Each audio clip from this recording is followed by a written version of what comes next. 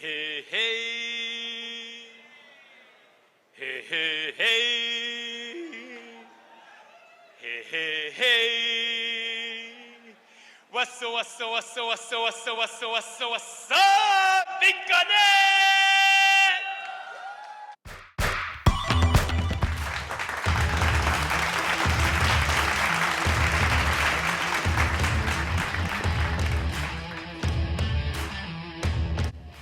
All right. I can't match the enthusiasm in Carlos Mato's voice.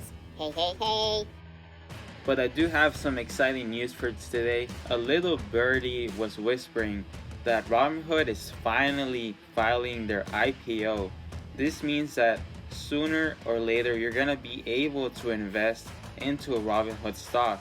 And this is gonna be possibly next quarter. So we're talking around the summertime. We have a lot to talk about. Is this a good idea for Robinhood? Will this be a profitable investment if you do decide to invest into Robinhood, especially as soon as it IPOs?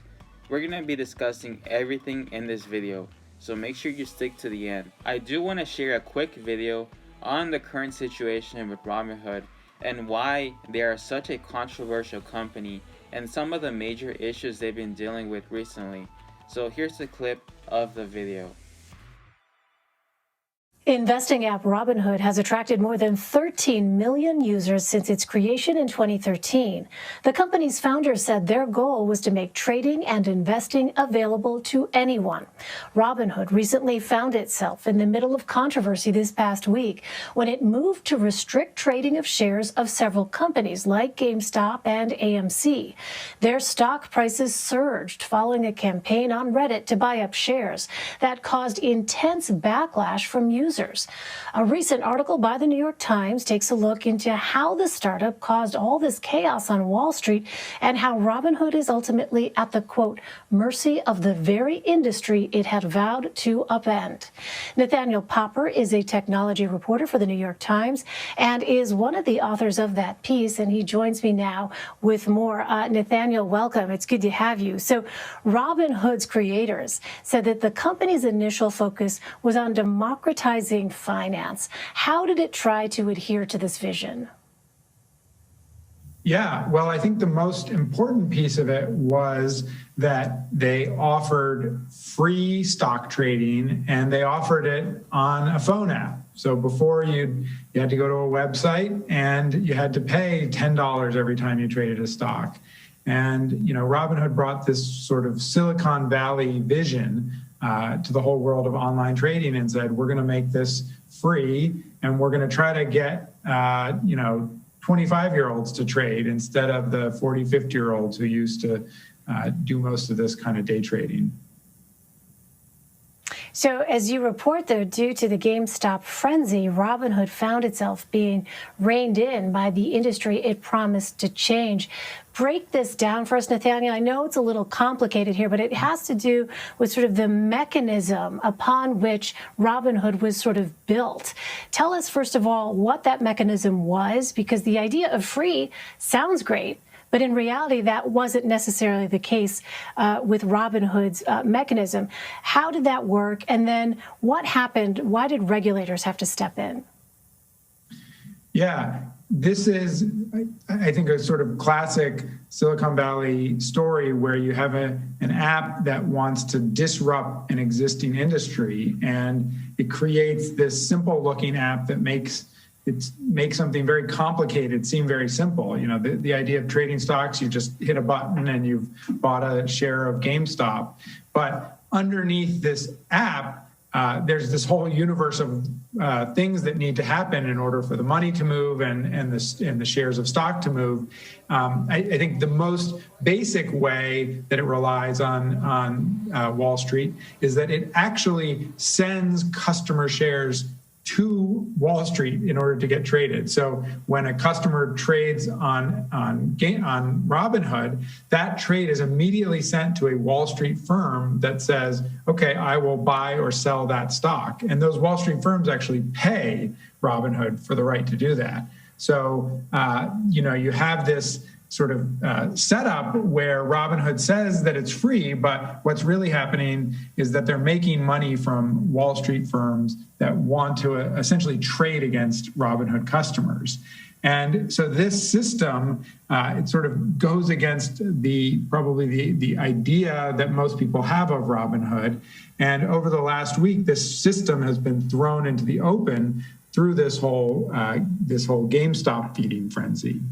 And what we saw was that Robinhood essentially had to shut down trading because its relationship with Wall Street and all these business partners came into question. Basically, Wall Street said, Robinhood, do you really have enough money to be doing all this trading with your customers? We're going to need more of a sort of deposit if you really want to keep trading at the rate that you're trading.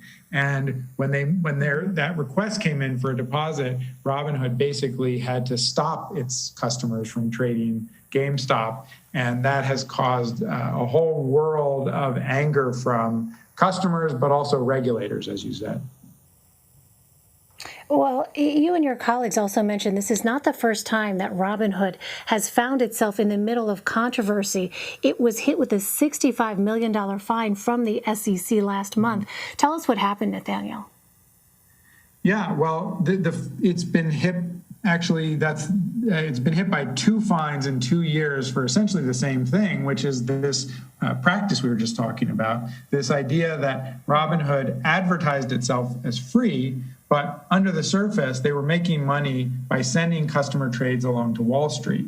And what regulators found when they investigated the company was that not only was Robinhood sending its trades along to Wall Street, but it was getting paid by those firms and making decisions in a way that made it so that customers got less of a good deal. So Robinhood was profiting from this money it was getting from Wall Street firms, and the customers were getting worse prices on their stocks. And that is the fine that came out from the Securities and Exchange Commission last month. Massachusetts regulators, almost the same week, also filed a suit against Robinhood and raised some of these same issues. So Robinhood is really in sort of bullseye for regulators right now, and they're all over this company looking at how it operates, the kind of promises it's made to its customers. And meanwhile, Robinhood is struggling, its technology is struggling, but it's also growing. People, all these stories about GameStop and people getting rich. There's more people than ever who are downloading the Robinhood app and signing up to trade stocks on it. It'll be really fascinating to see what the future is here for Robinhood, given what you just laid out. Nathaniel Popper for us. Nathaniel, thank you. Thank you so much for having me. All right, so Robinhood did not decide to make this public. We actually had to find out from other sources. Trading app Robinhood says it filed confidentially for IPO. So it filed confidentially for an initial public offering, which is highly anticipated among investors. And they're going to be listed under the Nasdaq exchange. This is going to be one of the biggest IPO that we've had in a while.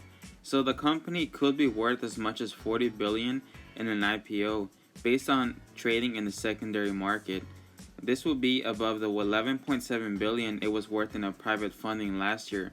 So we're seeing a dramatic increase in the popularity of Robinhood, especially as we had the crazy trading going on with GameStop and Wall Street bets. So they are in a lot of issues. A lot of people have recently backlashed against Robinhood for basically disabling investors to invest into GameStop stock.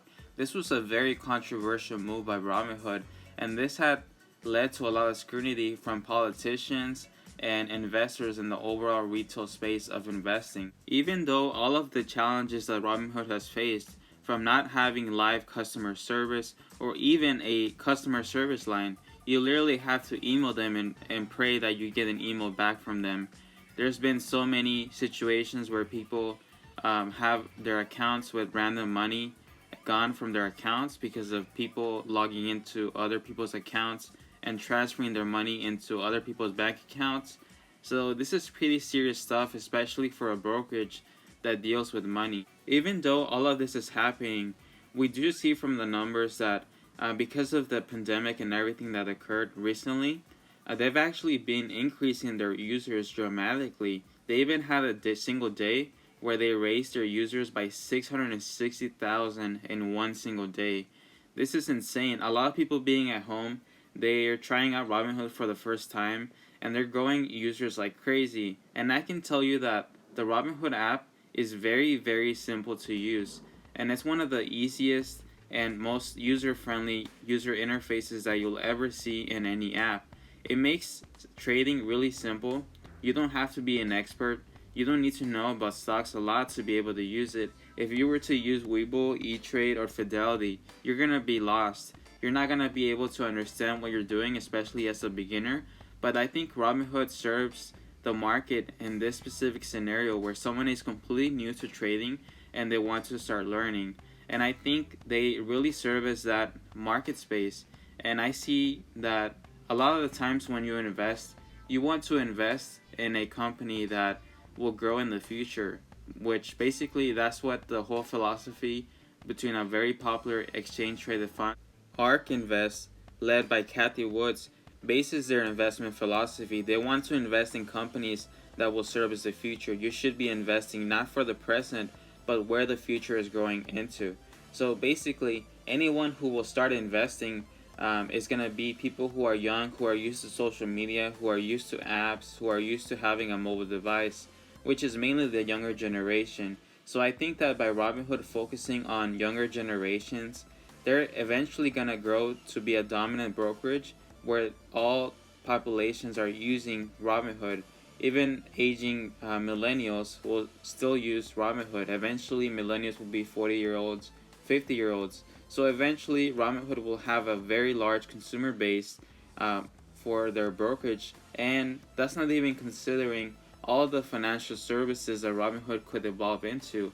They've experimented with debit cards. They might even create a credit card eventually.